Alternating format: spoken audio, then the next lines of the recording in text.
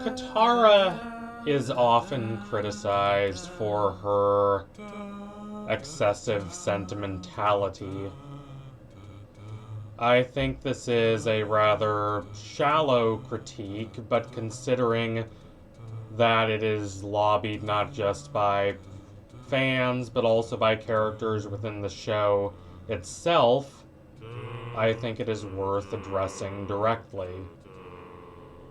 It even occurs in the Ember Island Players, wherein Team Avatar goes to see a play based on their adventures, and everyone is critiqued quite mercilessly.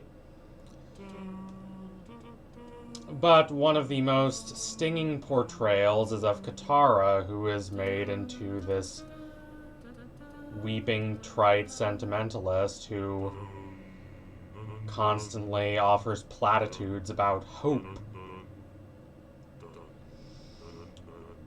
When Katara asserts after a section of the play at the intermission that she doesn't really do that,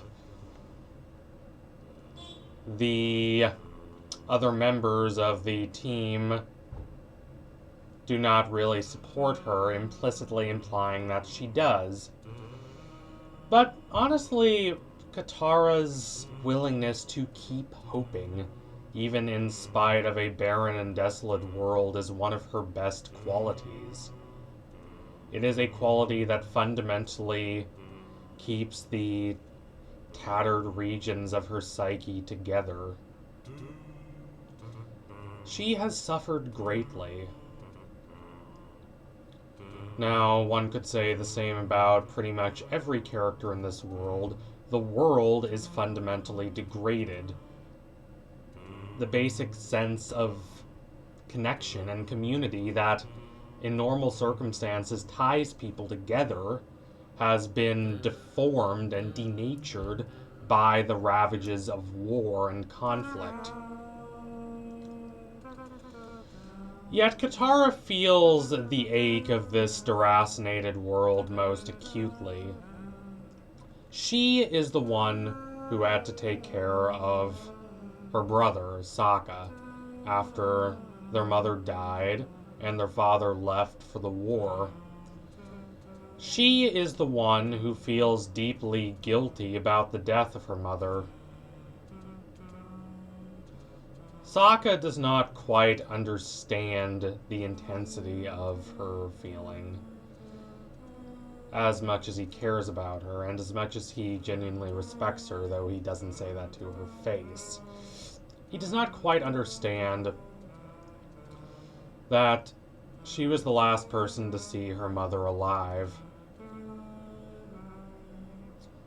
She glimpses the truth somewhat vaguely, even at a young age, the show implies, that truth being that her mother sacrificed herself in order to save Katara.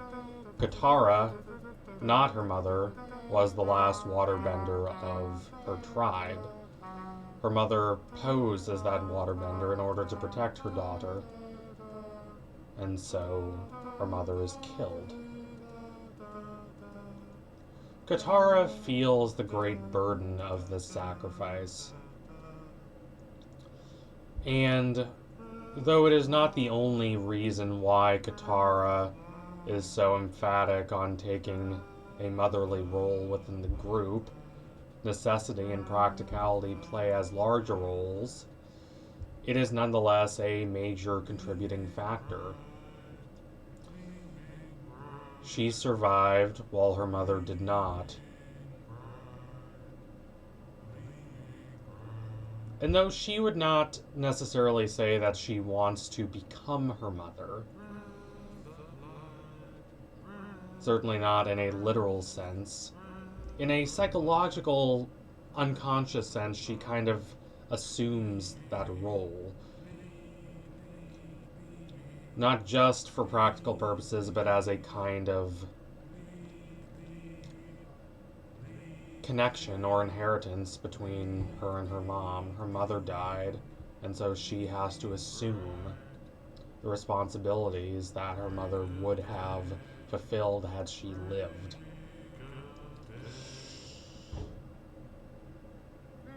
Such responsibilities are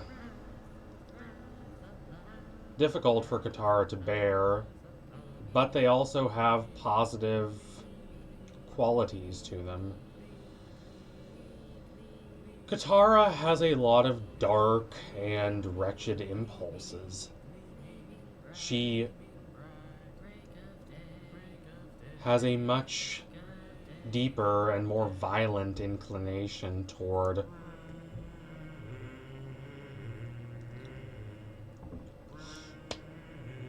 a kind of radicalism than any other member of the group.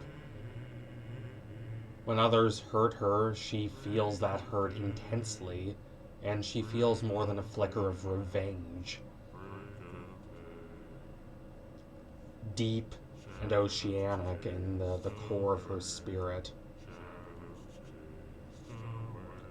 And she, in pursuing her mother's killer in episode 316, The Southern Raiders, comes the closest to unleashing her scorn and her resentment. All these hidden nocturnal feelings that exist in the latent regions of her psyche. These are not bad feelings necessarily, and they are justifiable in a lot of ways. Katara is deeply motivated by a sense of justice, a deep conviction to her own moral values, even when those values transgress against societal customs and expectations. She has a deeply earnest sense of what is right, and there is a part of her that is willing to vanquish any obstacles in her path to correcting these injustices, even if doing so is done violently and brutally.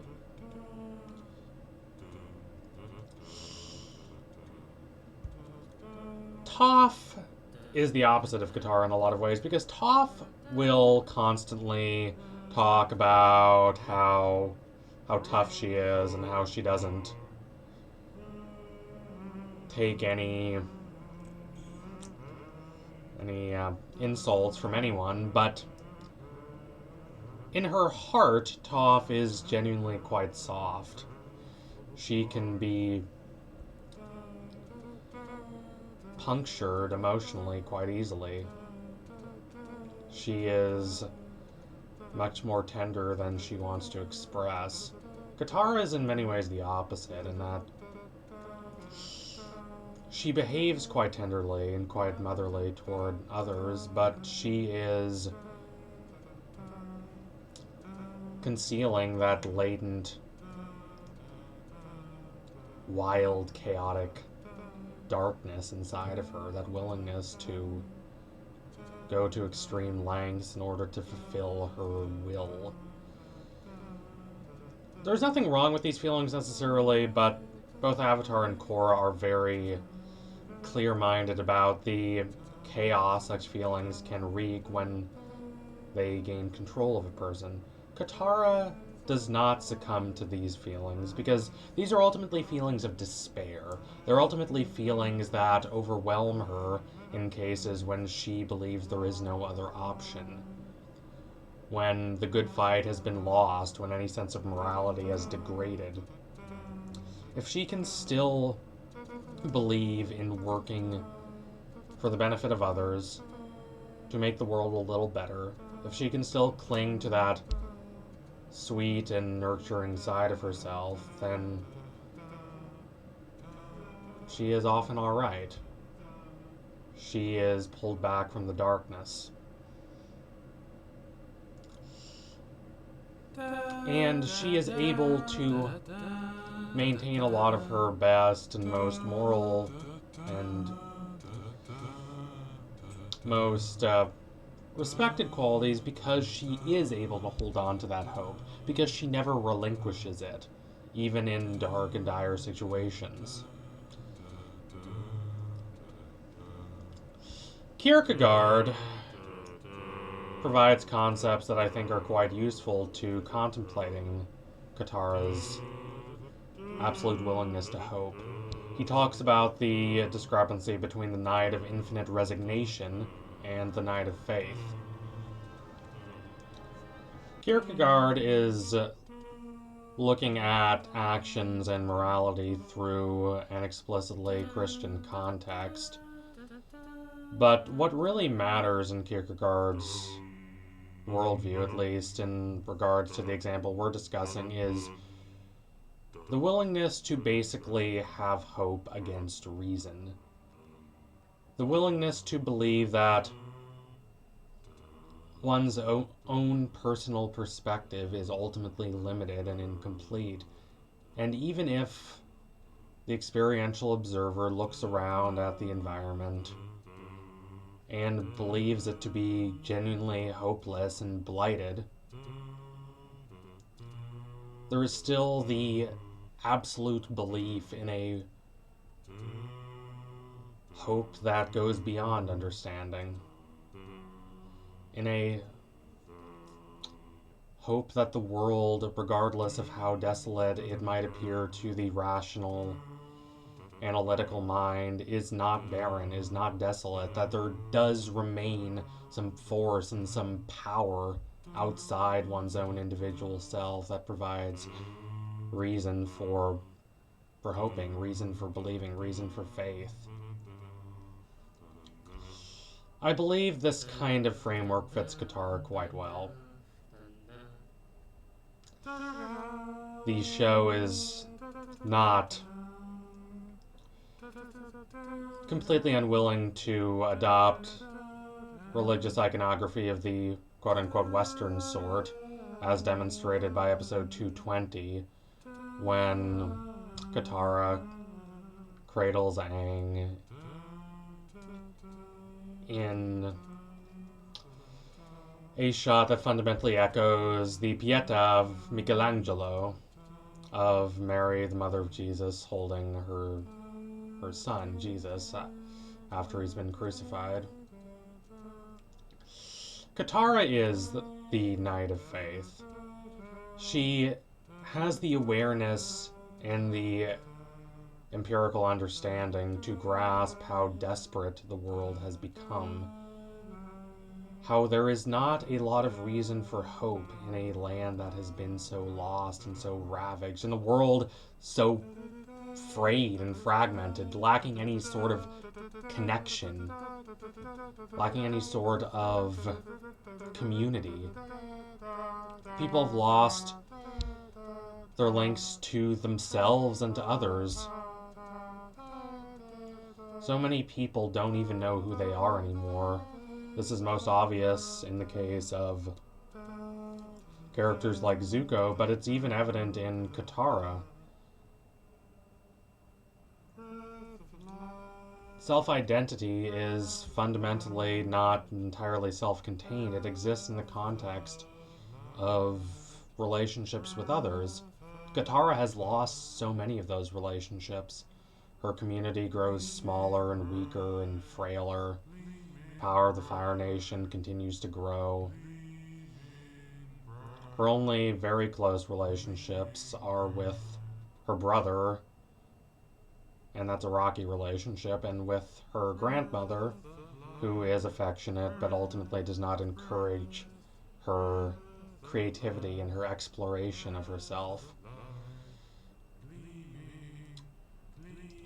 She does not have a lot of reason to hope, and yet she hopes nonetheless, and it is because of that desperation to keep hoping that she is able to benefit herself and those around her to such an extent. Even in the desert episode, 211, when all others have stopped hoping, she doesn't. They observe their environment, understand how unlikely it is that they will survive, and the bond of Team Avatar reaches one of its lowest ebbs. But Katara keeps them together because she, even though she has the same observations and the same capacity for understanding as the others, believes that there is something beyond her immediate dire circumstances. It's not necessarily faith in a god or a higher power, but it's faith in life, in the fundamental connections between people, in the world as a whole.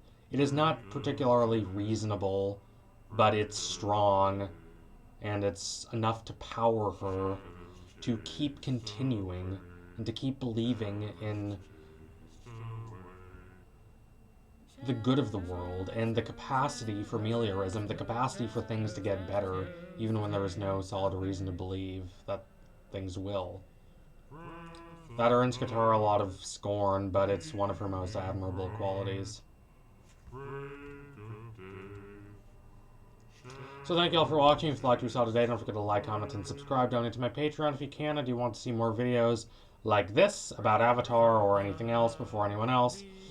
Tune in soon for my next analysis. It will be coming in about a week or so. Thank you all again. Keep watching Avatar. Great show. Adios, comrades.